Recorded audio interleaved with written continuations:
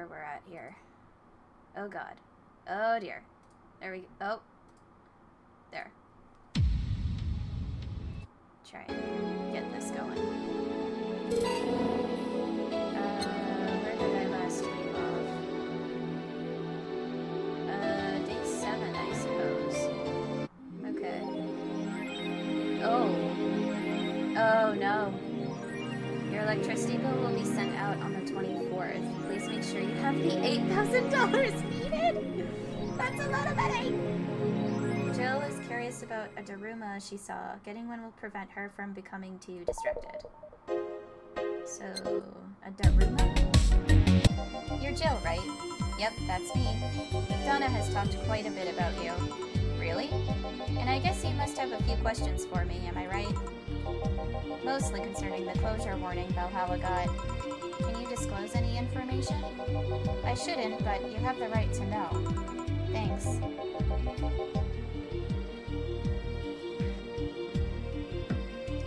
Don't mention it. Now, where to start? You saw the news on the information leaked during the Apollo Trust Bank incident, right? About the White Knights having lots of members from criminal organizations in their ranks? Turns out the White Knights weren't the only ones with shady people. Some of those same folks have been trying to elude legal problems using BTC-certified bars. The BTC bars have their own protocols, meaning the White Knights can't dig too deeply. At least, not without going through a ton of paperwork first, giving the criminals time to cover their tracks. Although it takes a bit of time to set up, it has apparently proven an effective method for money laundering. Where does Valhalla come in? Young bars are the ones under the radar right now, and the modest to low-income ones are the primary suspects. It's not just Valhalla. Any small bar with small income is being investigated heavily right now. So the closure notice is due to low sales. Among the reasons a bar can get axed, low sales is the rarest one. If low sales were a problem, lots of bars would close every year. You'll find out soon enough, huh? Sorry? Oh, nothing. Don't mind me. Seems your guess was spot on, Gil. If it helps, I'm doing my best to appeal in your place. Really? Why?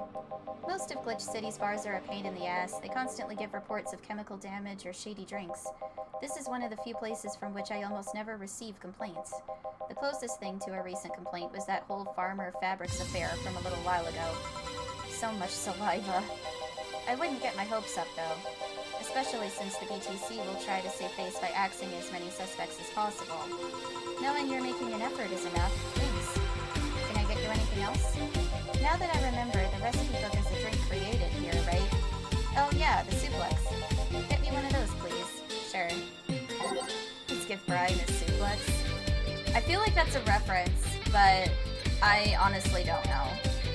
The AI integration program they started is making huge advances in the AI department. Oh god, back when I started playing this game originally, AI wasn't even like a thing. And now it is in our lives, and I just, god, I hate it. Like, my boyfriend and I have talked about this before, but if AI was more like the type of AI that we see in Star Wars when it comes to the droids, we would be so okay with it. Like, so okay with it. It'd be great. But it's not. It's... Right now, it's risking people's creative process jobs that we use to make ourselves happy and express ourselves. And it's like, why is a robot taking that away from us when it should be doing things that would allow our lives to be more...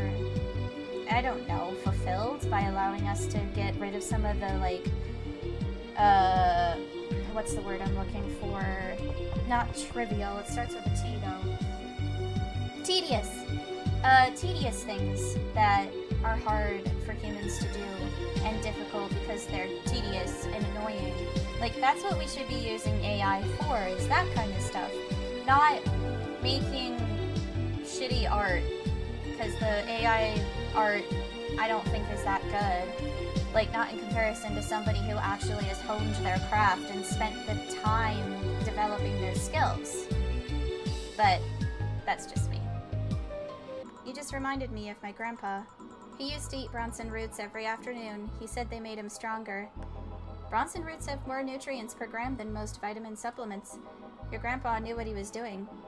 It seems I always manage to make you uncomfortable, Jill. Sorry. Ah, no, don't worry.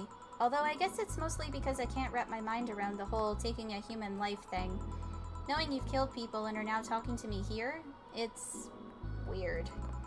It reminds me of when I first took sex ed classes. I couldn't wrap my mind around people doing that stuff and living normally.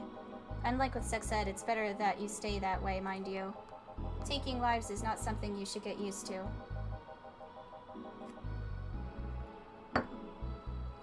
I'll have to get more wine. Look at that.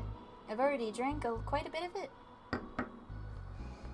Ah, yes, I know a good way to change the subject a bit.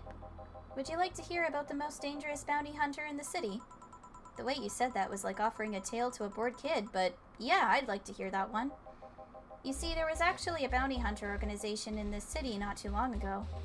Law enforcement would put a price on a dangerous person's head and pay for the proof of that person's death. There was a guy everyone called Jet Black James. He got the nickname because he always wore black clothes. The interesting thing was that the black clothes were there to hide bloodstains he got from his contracts. His tracking skills were top-notch. His information network was the best. Some even joked he would finish the bounty within half an hour, or he wouldn't take the reward. He was too good, in fact. At one point, he took all bounties and didn't take a single reward. He was just that crazy by then. The last bounty that the organization ever posted was on James' head. The police had him cornered. His last words were, "Send it all to my account," before shooting himself. Damn, why hasn't that been made into a movie? So there were no more bounties after that? A registered bounty hunter was charged with many counts of manslaughter during his old target, using his old targets as proof. If somebody else tried to recreate the organization, the seed of doubt would grow in little to no time. What guarantee is there that such an organization wouldn't actually be a trap? They could use the registered bounty hunters to take care of the most bothersome criminals, and then dispose of the bounty hunters by pressing charges using their targets as evidence. So, no, Jet Black James made sure that no law enforcement organization is able to set up bounty hunting of any kind.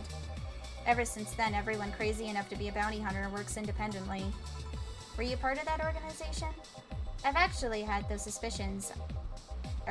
What? I've actually had those suspicions I'm telling you about since the day I heard such a thing exists. Glad to know I wasn't just paranoid. I don't know how well you changed the subject, but that was certainly one interesting story. Just to make sure, you're not a rebuilt Jet Black James or something, right? The name James is pretty common, Jill. Besides, if I remember correctly, his real name was actually Theodore. Oh. That story left my throat a bit dry. Get me a beer, please. Sure. Say, that guy over there. Gil, what's up with him? Are you dating him? No. Is he seeing anyone? Not as far as I know.